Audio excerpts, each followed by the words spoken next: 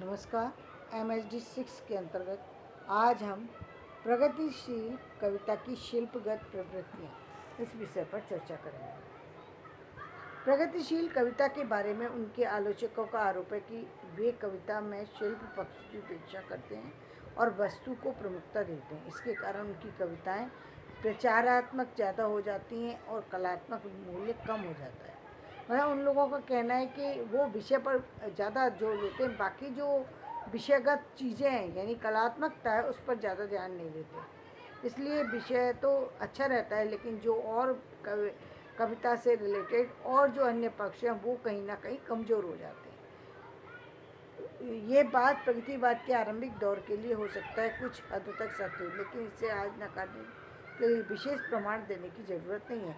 नागार्जुन, केदारनाथ अग्रवाल, शमशेर, मुक्तिबोध और त्रिलोचन ही नहीं, दूसरे कई प्रगतिशील कवियों की कविताएं इसका प्रमाण है। प्रगतिशील कविता के रूप में शिल्प की कभी उपेक्षा नहीं हुई। हाँ, ये जरूर है कि किसी काव्य प्रवृत्ति में सभी कवि एक सी प्रतिभा के नहीं होते, न ही सभी कविताएं एक जैसे समान उत्कृष्ट होती हैं।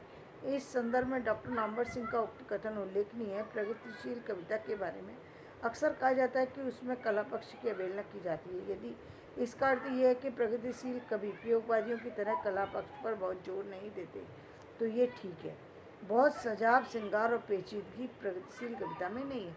यानी यदि आप केशव देव के समय की यानी रीतिकाल की जो विशेषता हैं, कवियों ने जो विशेषताएं डाली हैं, काव्य पक्ष में जो कलात्मकता लाई हैं, या फिर हम आदिकाल में चले जाएं, जिस कलात्मकता पर जोर दिया है, जहाँ पर कलात्मकता ही प्रमुख रखी है, तो वो मान सकते हैं कि हम उतने उतने उस तरीके से ना आई हों।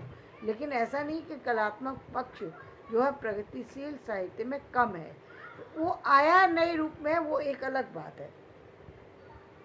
बहुत सजाव, श्रृंगार, पेचीदगी प्रगतिशील कविता में नहीं मिलती। अपनी बात को कितना सुलझाकर उसे कितने सहज ढंग से कह दिया जाए, यही प्रगतिशील कवि का प्रयत्न रहता है। यानी अभिधात्मक विधा जो कि सबसे कमज़ोर मानी जाती है साहित्यिक विधाओं में, व्यंजनात्मक विधा को सबसे अच्छा माना जाता है, दूसरे पे लक्षणा को माना जाता है। तो व्यंजनात्मक साहित्य अच्छा है, साहित्यकारों के लिए अच्छा है, सुधी लोगों के लिए अच्छा है, उन लोगों के लिए अच्छा है जो जो जो हम कहेंगे सर्वश्रेष्ठ या अपने विषय के पारंगत लोग हैं, उनके लिए वो बहुत अच्छी रचनाएं हैं, बहुत सारी चीज़। लेकिन जब आप समाज के धरातल पर उतर कर के बात करने की कोशिश करें, तब आपको अपनी भाषा की वो पेचीदगी को सरलता में बदलना पड़ेगा। सामान्य व्यक्ति से जोड़ना है तो सामान्य शब्दों में बातें भी करनी होंगी। उतनी क्लिष्ट भाषा का प्रयोग करके आप सामान्य व्यक्ति से नहीं जुड़ सकते, क्योंकि सामान्य व्यक्ति तक आपकी पहुंच ही नहीं है। वो आपकी बात ही नहीं समझ रहा कि आप कहना क्या चाहते हो, तो आखिर उसका फ़ायदा क्या जो आपने कहा। अपनी बात को कितना सुलझाकर उसे कितने सारे ढंग से कह दिया जाए, यही प्रगतिशील कवि का प्रयत्न रहा है। उसके भावों की तरह भाषा की गांठ रहित होती है, भाषा गांठ रहित होती है। प्रगतिशील कवि अपना हर शब्द और हर वाक्य चमत्कारपूर्ण बनाने की चेष्टा नहीं करता, जो कि रीतिकाल की विशेषता रही।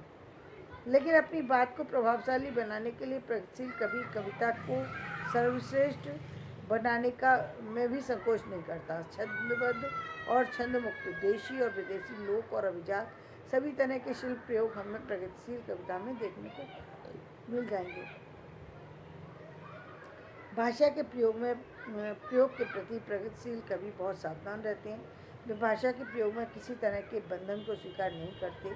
तत्सम, तद्भव, देशज, विदेशी, किसी भी ऐसे शब्द का प्रयोग वे कर सकते हैं जिनसे कि उनकी बात प्रभावशाली ढंग से अभिव्यक्त हो सके। कविता में जितनी तरह के बिंबों और प्रतीकों का प्रयोग प्रगतिशील कवियों ने किया वह अनुपम है। यदि नागार्जुन की कविता में व्यंग्य का उत्कर्ष नजर आता है, तो मुक्तिबोध ने फैंटेसी जैसी बिल्कुल नए शिल्प विधान का प्रयोग कर हिंदी कविता में ऐसी ऊंचाई दी है जिसकी बराबरी करना आसान नहीं। फैंटेसी यानी कल्पना जगत के द्वारा साहित्य की रचना करना, यथार्थ यानी पूरी कल्पना पर किसी कविता को उतार करके रख देना, ये बड़ी बात है। सपने को जो है साकार करके दिखा देना, वो एक अलग चीज़ होती है। तो उसमें जो पारंगत प्रगतिशील साहित्य ने जितनी प्रगति की है, उतना अन्य किसी में नज़र नहीं आता। त्रिलोचन हिंदी में सानेट जैसे विदेशी छंद को लोक छंद का रूप दिया है, तो शमशेर कविता के बिंबों आदि प्रयोगवादियों के बिंब फीके नज़र आते हैं। तो शमशेर की कविता में जो बिंब दिए गए हैं वो जो है और प्रयोगवादियों के बिंब के सामने फीके नज़र प्रयोगवादियों के बिंब जो है उसके सामने फीके नज़र आते हैं। पेंसिल कविता ने हिंदी कविता की भाषा को तत्सम शब्दावली के अभिजात कुहासे से निकालकर आम बोलचाल के नज़दीक ला दिया है। नागार्जुन, केदार, त्रिलोचन आदि ने तो उसे जनपदीय भाषा के समृद्ध कर नई प्राण शक्ति जनपदीय भाषा को मतलब भाषा में भी एक सादा भाषा होती है, सादा में भी एक बिल्कुल सामान्य भाषा हो जाती है, जिसमें व्यक्ति यानी हम कहेंगे औपचारिक तो रहती है, लेकिन औपचारिकता की सबसे नीची सीढ़ी कह सकते हैं हम, जहाँ बिल्कुल सामान्य होकर के व्यक्ति एक दूसरे से बात कर पाता है, जहाँ ऐसा लगता है कि एक व्यक्ति दूसरे से अंतरंगता से बात कर रहा है, वहाँ पर कोई दूरी नज़र नहीं आती है। तो औपचारिक भाषा है, तो औपचारिक संबंध, लेकिन वो औपचारिक संबंध औपचारिक भाषा होते हुए भी संबंध अनौपचारिक जैसा प्रतीत होता है। तो धन्यवाद। मेरा वीडियो पसंद आए तो इसे लाइक करें, शेयर करें और सब्सक्राइब करें।